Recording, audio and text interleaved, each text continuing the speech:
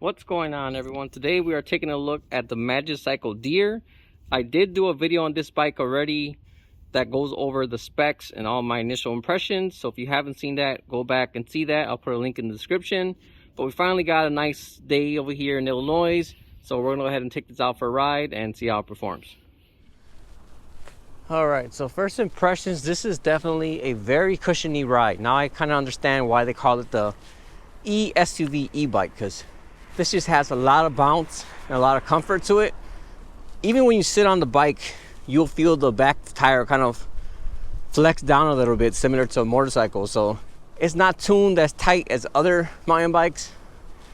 I don't know how that'll translate if you're riding over very rough terrain, but for regular everyday riding like this, or maybe jumping off a curb or something, you feel most of the impact happen on the front tire, and that kind of travels up to your seat. But as soon as you pass it over with the back tire, it doesn't really travel to the rest of the bike. So you only feel the impact once mostly, and not really much the second time. All right, so right now I have the motor off. There is some rolling resistance. It's not as easy as a regular bike, but your battery died out and you're stranded somewhere, you'll sweat it on the way home, but you'll be able to get there without overstraining yourself or anything like that. But this is getting tiring, so let me go ahead and switch on the bike. So I rode this bike already earlier this week. I actually filmed this video already, but it turns out my microphone wasn't connected to my camera, so my entire video was literally just me and my hands moving around with no audio. So now I got to redo the entire thing, but that's all right. Now I know a little more about the bike. Last week we actually had a very nice day over here in Illinois. It's usually this time of the year, it's about 20 degrees or even in the negatives, but we actually had a 50-degree day, so me and my wife decided to go out for a ride. I took this bike about 15 miles, I want to say, 10 miles. Don't remember exactly, but it was a good ride. Like I said, the rear suspension in the back is definitely a lot different from any other dual suspension e-bikes I have so far. They advertise this bike as a all-terrain mountain bike, but due to how soft it is, I have a feeling if you go on some really rough riding, like actual mountain trail riding, that rear suspension is probably gonna bottom out. But everyday riding like this, it's great. It's very, very comfortable. And honestly, so far, this is the most comfortable fat tire e-bike that I've tested so far.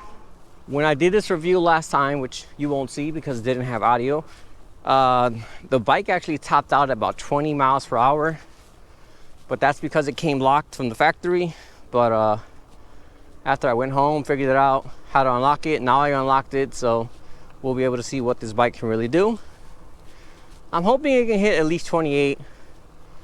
30 would be fantastic, but if it can do at least 28, that's kind of what I'll spec from a bike with this size motor, which is a 750 watt. All right, switch it down to pedal assist 1. With casual pedaling on pedal assist 1, it looks like it gets us about 7.2 miles per hour, 7 miles per hour.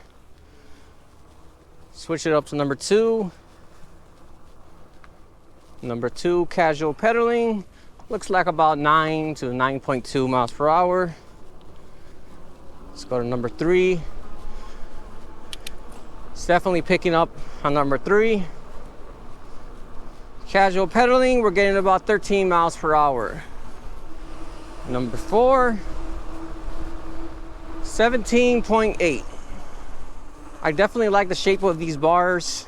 They're not too high up like some of the bikes I have, but they're also not low and aggressive either. It's a nice, comfortable, chill riding position, which again, I think goes well with their theme of the SUV e-bike. All right, now that we have a nice straightaway here, let me go ahead and test out number 5. Casual pedaling on top gear. So first impressions, this looks like we're not gonna be able to touch that 28 after all. 21.5, 21.4. I did feel the motor let out about 19, 20 miles per hour, so you know what? I'm confused. It wasn't this bike that I unlocked, it was another bike that I unlocked. So right now, 20 is still on the lock speed that's from the factory. Because again, when I was about 19 miles per hour right now, I actually felt the motor kind of let up and stop pushing me along. So let's go ahead and test it out with stock configuration, throttle only. Sorry, school. All right, it looked like it peaked at about 22 point something, but again, as soon as it hit 20, I felt the motor just give up and stop assisting me. So let's go ahead and get this change. So to enter the settings, you just push the minus and plus button, and it has a very nice screen. I love how this has icons and words. A lot of these screens just have like a weird code you have to decipher, like I'll say P1, P2, P3, and you kind of have to go online and look at what you're doing. Otherwise, you're probably gonna screw with something you don't know what you're doing. But here you can see very clearly what's doing what. All right, so minus to go down. Speed limit. Okay, you see, speed limit is set to 20 miles per hour. So let's see how high we can unlock that. And we can unlock it to the 28 that I hope for. So let's see if we can actually achieve that. All right, back to the menu. Now let's start from pedal assist 1 and see how our speeds changed from before. I don't know if it's actually going to affect the pedal assist speeds or just affect the top speed, but I guess we'll find out now. All right, pedal assist 1. Looks like about 6 miles per hour. Pedal assist 2, 8.7. Pedal assist 3, 13.3. Pedal assist 4, we're already going 18. I don't remember what it was last time, but I'm pretty sure this is a little faster than we were doing before. So it looks like casual pedaling, 18 miles per hour. 28 miles per hour, let's see if we can do it. Pedal assist 5. Definitely losing resistance in the pedals now. Starting to ghost pedal. All right, we got a little more speed, but couldn't quite reach that 28 miles per hour. It stopped at about 22.7, I think it was. Let's try to gun it on the pedals.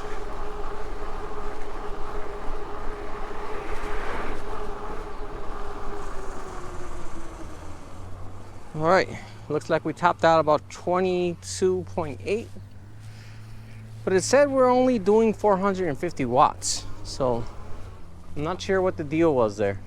And this is a 750 watt e-bike. It does have a lot of torque, so maybe there's something else in the setting limiting us. I'm not sure.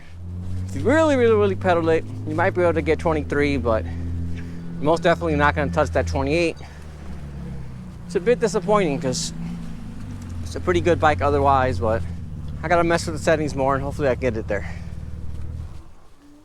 Yeah, so the seat on this bike is definitely very comfortable as well. It's not like extra plush, but it's also not firm either. It's a good medium in between. So the seat on this bike is definitely comfortable. It's not like extra plush, but it's also not firm either. It's a good medium. I think most people should be happy with. So the specs on this bike say you should get 80 miles of range. This is a 20 amp hour battery, 52 volts. It'll probably get a little more than my 48 volt battery, but realistically, unless you're going 5 miles per hour, you're not gonna get that 80 miles. I'm gonna say you'll probably get 40 to 50 on, oh, you know what? You'll probably get 40 to 60 with casual riding. And then if you're going much faster, you'll probably be closer to 20 to 30 if you're going near that top speed. So this bike also has cruise control. So if you just hold it down for a few seconds at a steady speed you're going, then once you release it, it'll maintain the speed you're going. So right now it's maintaining 11.4, 11.5. Don't have to push anything, just keep coasting and riding along. So if you're commuting to work or taking a long, boring path, this is a great option. Just relax your hands and try to coast with it. Then when you want to slow down, just tap the brakes and it'll release the cruise control and let you go back to regular control. So I think the limiter on here, where it shows your watts, it might be maxed out. Limits to only show 900 watts, because as soon as you crank it like this all the way full throttle, it just shows 900, but there's no variable on it. So I'm pretty sure it's drawing a little more than that, but it just maxes out there. But let's go ahead and try it on throttle and see if we can get this 28 miles per hour I was hoping for. Feels like it's not letting up yet.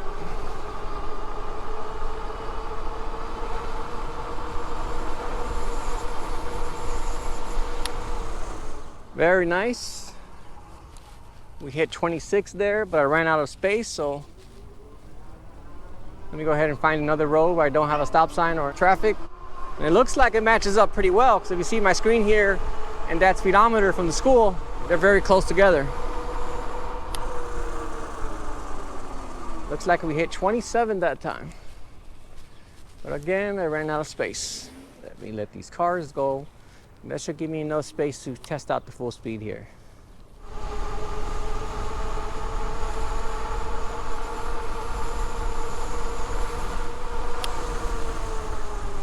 All right, looks like we top out about 27. Maybe on a less windier day in the right conditions, I'll probably be able to hit 28, but I'm happy with 27. 27 is plenty fast. 27 is enough to get that high-speed rush. So far, of all the fat tire e-bikes I've tried, this is definitely hands down my favorite one so far. It's from the suspension to the speed, the 20 amp hour battery. This is a solid fat tire e-bike. I don't know if anything else is gonna come out this year that's better, but as of now, this is definitely a home run bike. So in the springtime, I'll definitely go on a longer ride, maybe even divide it in 2 days, because 20 amp hour should give you a decent amount of range, and I'm not sure if I'm gonna be able to ride that long in 1 day, especially if I'm pedaling. If you're just going throttle, then yeah, you can kill that easily. But if you're just casually pedaling, going to that 14 to 17 miles per hour, that's gonna last you quite some distance. In a month or two, I'll definitely come back with another video and to give you all an update on the real world range. Right now it's too cold for that, but once it gets nicer out, I'll definitely go on a longer ride. I'll probably just divide it into 2 rides, because 20 amp hour is gonna take a decent amount of time to kill. I mean, if you're just gunning at full throttle, then yeah, you're gonna be able to kill that no problem. But if you're just casually pedaling, you're gonna be out there for some time. So yeah, like I said, this is definitely a great bike, and if you're looking for a solid fat tire e-bike that kind of checks all the boxes, I mean, if you're going and gonna do some aggressive off-road riding, this might not be the bike for you. It might, I don't know, I can't really vouch for that because I don't have those kind of riding areas around here, but for regular paved riding and some light off-road riding, I definitely recommend this bike. All right, well, that about wraps up this video. As usual, if you have any questions at all, feel free to drop me a comment and let me know. Otherwise, thanks for watching, and I'll see you all next time.